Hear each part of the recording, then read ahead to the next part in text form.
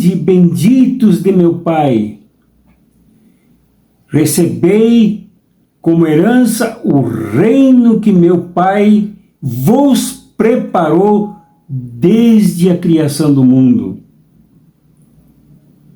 Pois eu estava com fome e me destes de comer. Eu estava com sede e me destes de beber.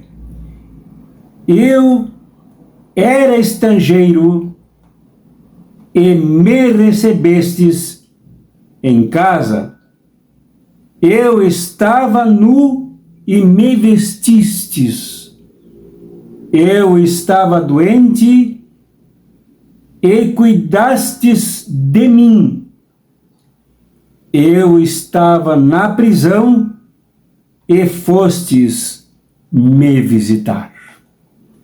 Com estas palavras dos versículos 34, 35 e 36 do capítulo 25 de Mateus, eu saúdo a todas e a todos, e também com pedido de perdão, de desculpas, por uma gafe que cometi na reflexão do domingo passado, ao saudar a minha querida amiga, que já conversou comigo aqui 2 vezes no canal Cartas Proféticas, a professora Graciele Fabrício, muito culta e muito musical. Eu cheguei a fazer a mudança dela através da gafe que pratiquei pelo engano na minha saudação no domingo passado. Eu fiz a mudança dela da cidade de Juí para a cidade de Cruz Alta. Não, isso é engano meu. Ela continua morando em Juí, que é próxima de Cruz Alta, mas não é Cruz Alta. E também o segundo gafe foi que eu a casei com um homem casado com outra pessoa que também já me saudou aqui. Ela não é casada com o vereador José Carlos Martins, muito conhecido como Taquara, em Cruz Alta. Faço esse pedido de desculpas para corrigir os meus 2 erros e reconhecer com gratidão o valor dos comentários da minha querida amiga professora Graciele Fabrício. Outro sim, expresso aqui a minha profunda e comovida gratidão à querida professora Joyce Rodrigues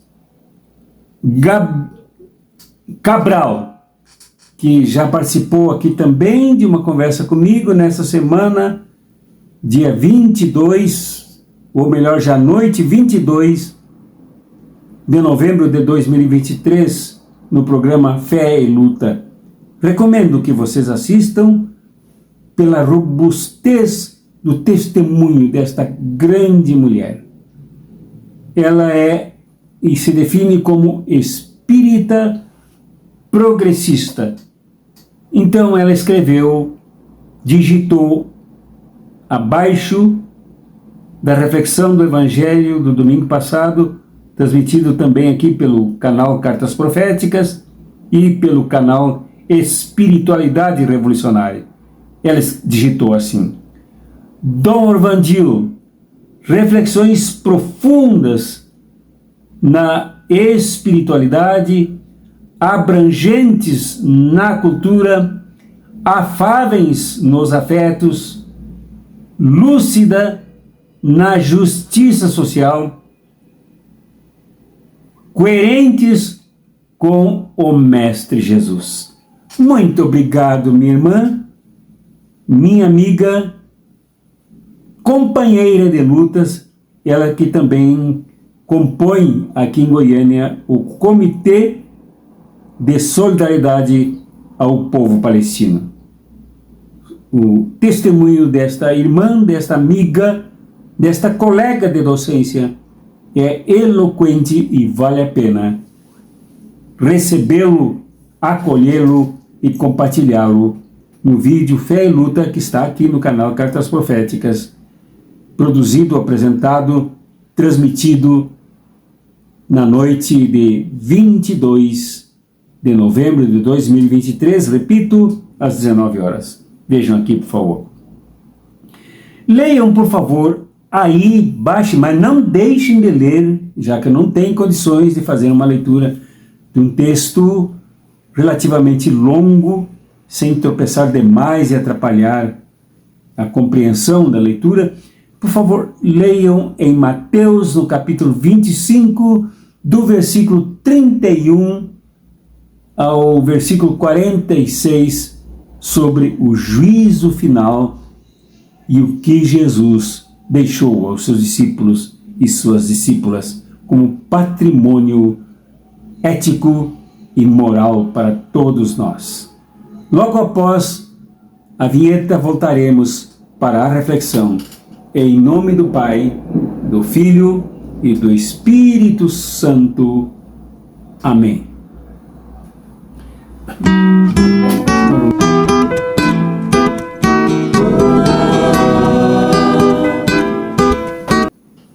Como eu disse ao anunciar a leitura do Evangelho, esse trecho aqui para vocês lerem, trata-se aqui da última sessão do Evangelho de Mateus, que é sobre o juízo final, os discursos sobre o fim, sobre o juízo final.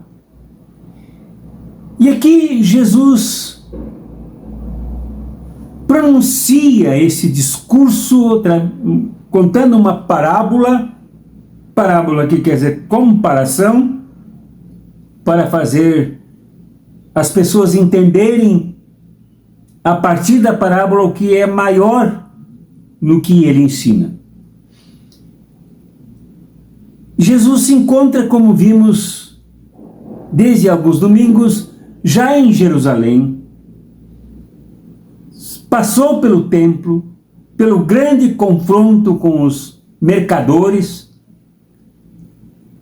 e depois se dirigiu ao Jardim das Oliveiras para ensinar aos seus discípulos e às suas discípulas.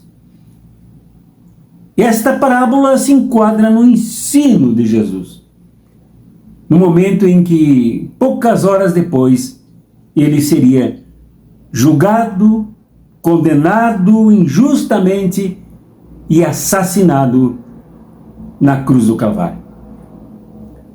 Jesus não saiu vivo de Jerusalém.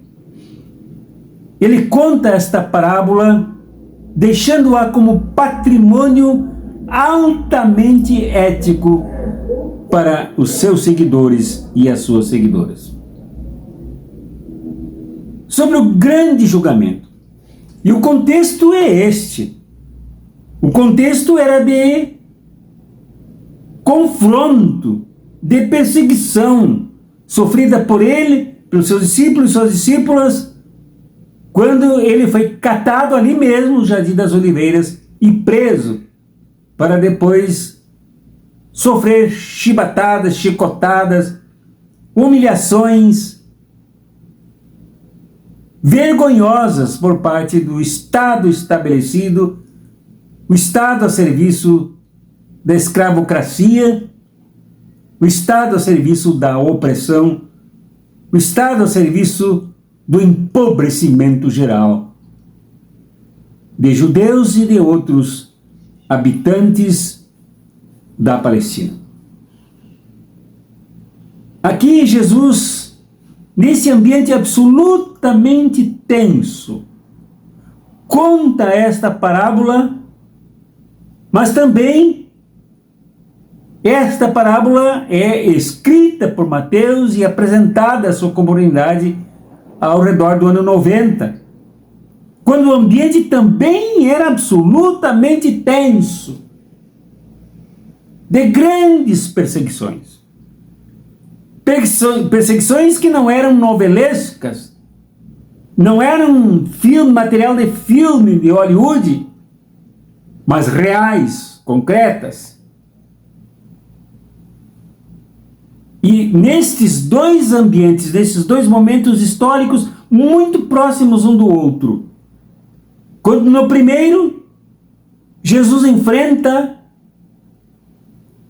o que descrevemos aqui, e o segundo é mediado pelo primeiro e pela destruição de Jerusalém e do Templo de Salomão pelo imperador Tito, que colocou abaixo e transformou em cinzas os símbolos maiores da fé judaica e também usados pelos próprios cristãos e cristãs que pretendiam se alojar no judaísmo como uma corrente, seguindo Jesus aí dentro. Agora, a comunidade também sofre perseguições por parte dos romanos, do Império Romano, que cruelmente catava cada um deles e cada uma delas, seguidores e seguidoras de Jesus, onde quer que quisessem se esconder. Por isso, em todos os documentos que consultei exegeticamente para entender este evangelho, não falar aqui por intuições, li que estes pequeninos a quem Jesus se dirige podem ser dois tipos de pequeninos. Os pequeninos da comunidade de Mateus, pobres, considerados ignorantes, insignificantes, desprezados pelos judeus, espezinhados pelo racismo farisaico. Eram os pequeninos que deveriam e foram acolhidos por muitos outros cristãos, muitas outras cristãs, judeus e judias, que acolheram nas catacumbas, acolheram em vários lugares com comida, com roupas, com proteção, com segurança, para evitar que fossem penalizados injustamente. Porém, desde o início da parábola, Jesus se dirige à humanidade, às nações, aos povos. Quando os pequeninos, então, se tornam realidade aqui na parábola e mundialmente universal. Esses pequeninos podem existir. Os pequeninos irmãos, pequeninas irmãs de Jesus, desprezados, espinhados, pisoteados, marginalizados, excluídos, hostilizados, banalizados, empobrecidos, miserabilizados, são de todo mundo irmãos e irmãs de Jesus. E aí vem uma coisa fundamental, chocante, que realmente contrasta com todas as grandes religiões, numa afirmação contraditória ao que todas as pessoas creem, inclusive do cristianismo, que passou a se formar desde o segundo século até hoje, e hoje piorado. Quando Jesus diz que ele é nesses pequeninos, nus, como eu li aqui, na abertura do programa, nus, com fome, com sede, presos, doentes, forasteiros, enfim, ele é estes. Não diz na parábola que ele é semelhante, ele é como um método parabólico, ele é como os... Não, ele é estes desprezados e esses pequeninos irmãos. Ele é. Ele só pode ser encontrado neles e nelas, desprezados e desprezadas, pobres e miseráveis. Então a identidade de Jesus, que Jesus ensinou aos seus discípulos e discípulas no Jardim das Oliveiras, e que Mateus ensinou para a sua comunidade periclitante, perseguida, sofrida e ameaçada, que Jesus é os pobres. Jesus se dilui nos pobres e abandonados. Isto é, Mateus nos conta aqui nesta parábola que Jesus não quis se comparar aos rabinos, não quis se comparar aos sacerdotes mais importantes da história do culto judaico, nem mesmo aos profetas. Não quis se comparar aos reis e governantes poderosos do seu tempo. E hoje, certamente, Jesus não se compararia com o Papa, não se compararia com os bispos e cardeais, não se compararia com os pastores e pastoras donas de negócios espirituais e de igrejas. Mas Jesus escandaliza quando ele é os pobres. Aqui nesse julgamento não há nenhuma atitude forense de levantamento de juízos e vereditos quanto à moralidade pessoal das pessoas. Não há nenhum veredito, nenhum julgamento quanto à vida sexual das pessoas. Mas o julgamento se dá somente sobre a prática da solidariedade aos pequeninos e pequeninas irmãs de Jesus, que são Ele mesmo. Aqui também não há o terror, o medo, como ocorreu nas parábolas anteriores sobre as quais refletimos. No domingo passado, a parábola dos talentos mostra um que recebeu um talento e que o escondeu de medo. E caracterizou o Senhor aqui, no caso da parábola, Deus, próprio Deus, como um terrorista, como alguém que persegue, alguém que cobra o que não deu, alguém que cobra o que não ensinou, alguém que cobra o que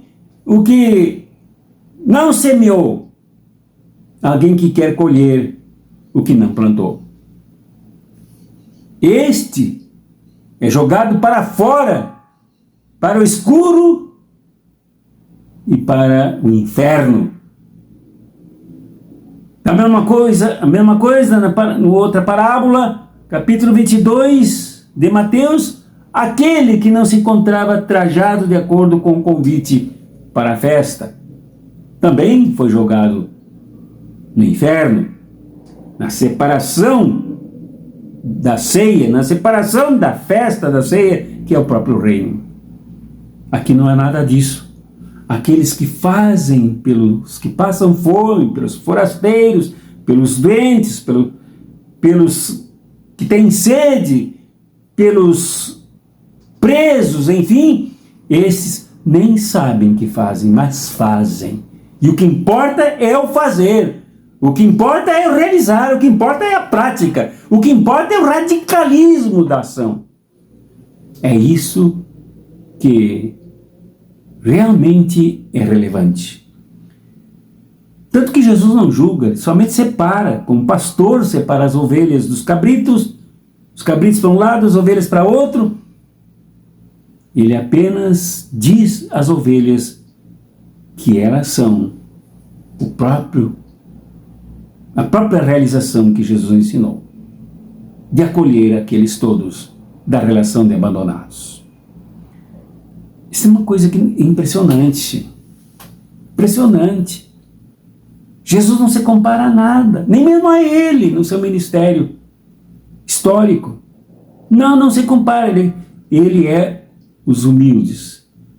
Não se compara ao cantor gospel que impressiona para ganhar uma boa propina no final da apresentação, no culto cheio de gente. Não se compara aos coristas que encantam, se emocionam e emocionam todo mundo para uma espiritualidade fechada, enclausurada no templo. Não se compara às vestes luminosas, charmosas, bonitas do bispo, do arcebispo, do cardeal. Não se compara a nenhum dos poderosos desse mundo, mas aos pequeninos irmãos e irmãs abandonados. E a eles, e aos que servem, aos que estendem as mãos, ele diz: benditos de meu Pai, entrai no reino preparado desde a fundação do mundo. E finalmente, esta ação justa de Jesus Rei, de Jesus Pastor, de Jesus, o Filho do Homem, que julga, e esse julgamento, de acordo com o Evangelho, um julgamento inspirado na apocalíptica judaica, e aqui tornado evangélico, tornado uma ferramenta absolutamente ética, que acompanha permanentemente a realização do reino, já aqui e agora, não para o final dos tempos somente, mas agora esta ferramenta também reconhece com justiça os cabritos que nada fizeram por todos estes, e quando chamados, condenados, sob o estigma do pronunciamento de Jesus: afastai-vos de mim, malditos de meu Pai. Aqui são malditos, não porque tenham feito algum mal diretamente, não porque tenham xingado alguém, não porque tenham dado uma pedrada em alguém, mas porque se omitiram. A omissão, então, é absolutamente grave e passível de julgamento e de inferno. Inferno moral, inferno ético. A separação absoluta do reino. Então, a omissão é a negação absoluta e radical do discipulado dos que seguem, das que seguem Jesus. Não combina espiritualidade emocionante que parece capultar a gente, tirando a gente aqui do chão e levando para o céu, para o primeiro, para o segundo, para o terceiro, para o quarto, para o quinto céu. Se nada se faz para mudar a situação dos pequeninos irmãos e irmãs de Jesus, que passam fome, que tremem de frio, que não veem a luz por causa da prisão injusta que sofrem, ou até mesmo de acordo com os padrões sociais, até justa, mas estão presos e sem vida e sem liberdade. Nada evangelicamente aqui, de acordo com esta parábola, justifica a omissão. Aqui, para esta parábola, a omissão é tão grave quanto é o crime de exclusão. Nesta omissão, evidentemente, se enquadram todas as atitudes racistas, machistas e pior. Quem causa a omissão é toda esta propaganda, e já falo em nossos dias, é toda esta propaganda colorida, sonora, bonita, artística, que cega, que ensurdece e que insensibiliza as pessoas quanto à situação que nós vivemos em nosso país e no mundo, de desprezo dos que sofrem fome, nudez, doença, prisão, são estrangeiros e estrangeiras expulsos a todo momento, enfim, tudo aquilo que humilha as pessoas. Para concluir, primeiro ponto, é claro aqui que não há intimidação do juízo final. Não há intimidação pelo Filho do Homem. Não há intimidação por aquele que dirige o mundo, que é o rei do universo, não há intimidação. O que há é uma ética para os nossos dias, para as nossas vidas, para a nossa ação.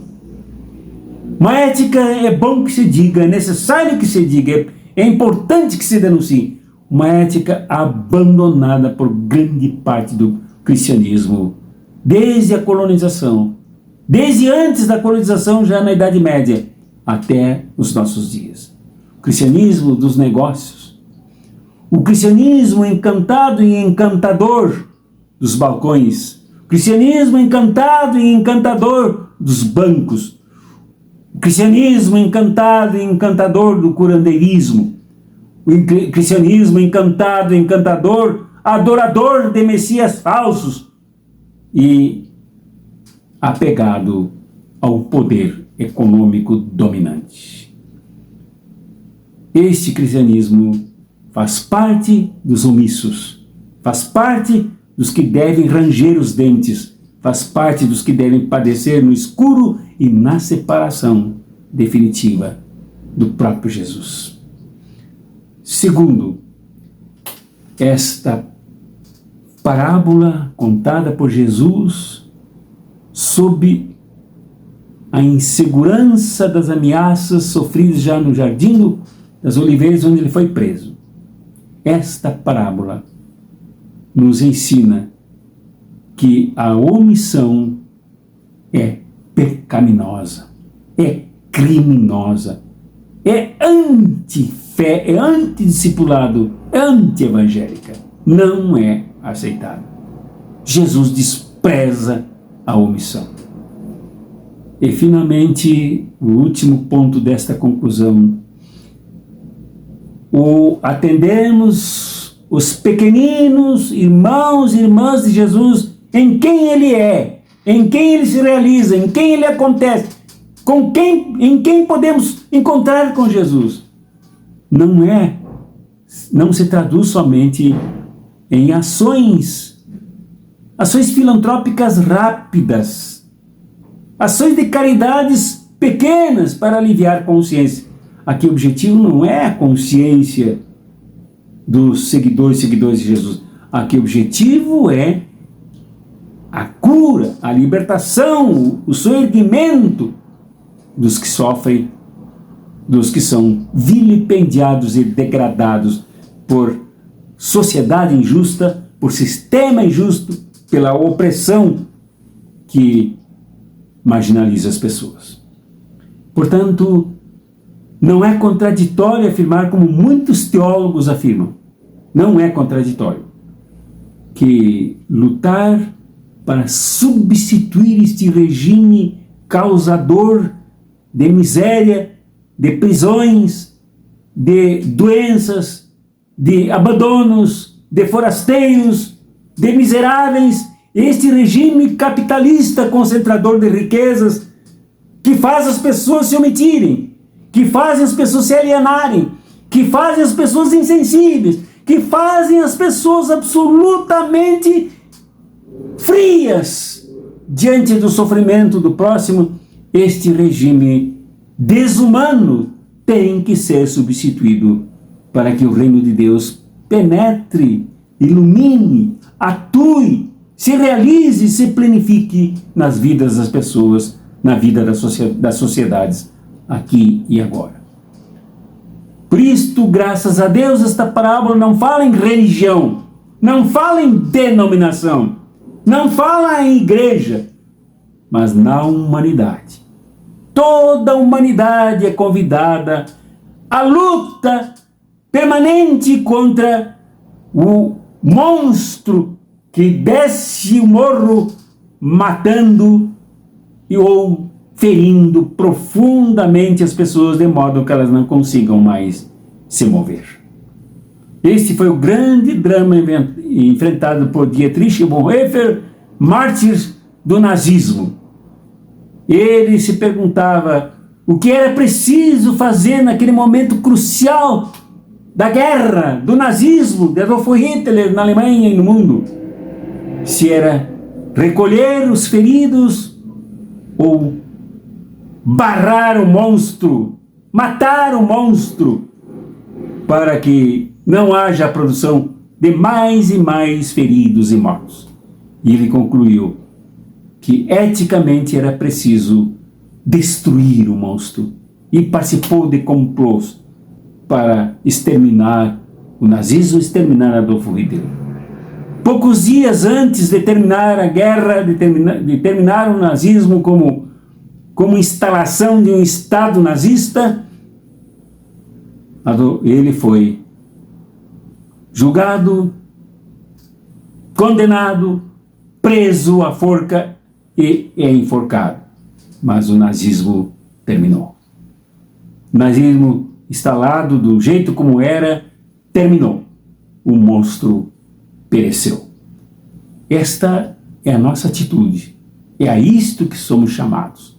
Chamados a lutar para desarmar, desarticular, desestruturar, desconstruir, derrubar este regime tão nefasto que é o capitalismo, sempre atentatório contra a vida dos irmãos e irmãs de Jesus, contra o próprio Jesus que sofre na calamidade das dores dos pobres e miseráveis. Pensemos nisso, meu irmão, minha irmã. Isso é muito sério. Isso tudo é muito grave. Isso tudo é um chamamento. Se quiser entrar em contato comigo, eu me preocupo com isso, trabalho com isso. Trataremos dessas questões. Não importa a religião, não importa a denominação. Até porque grande parte está tudo falido. Tudo é omisso. Tudo é interesseiro. Ligue. Entre em contato. Reunamos-nos. Trabalhemos para a destruição do monstro que desce a montanha, fazendo carnificina e colocando no ar o cheiro enojante, triste e lamentável das carnes dos perseguidos e perseguidas. Que a bênção de nosso Senhor Jesus Cristo, na sua graça, seja contigo, meu irmão, minha irmã. Que o amor de Deus Pai, que é mãe também, te empolgue, te anime, te ajude, te fortaleça, te radicalize na direção do próprio Jesus nos abandonados, nas abandonadas. Que o Espírito Santo, que como diz o Velho Testamento, é esta ruá, esse sopro de uma nova humanidade, de uma nova criação, de uma nova natureza, também sopre sobre ti e te restaure, revigore, fortaleça de tal maneira que todos os sinais e sementes da omissão se afastem para sempre da tua vida e da minha vida. Em nome do Pai, e do Filho, e do Espírito Santo. Amém.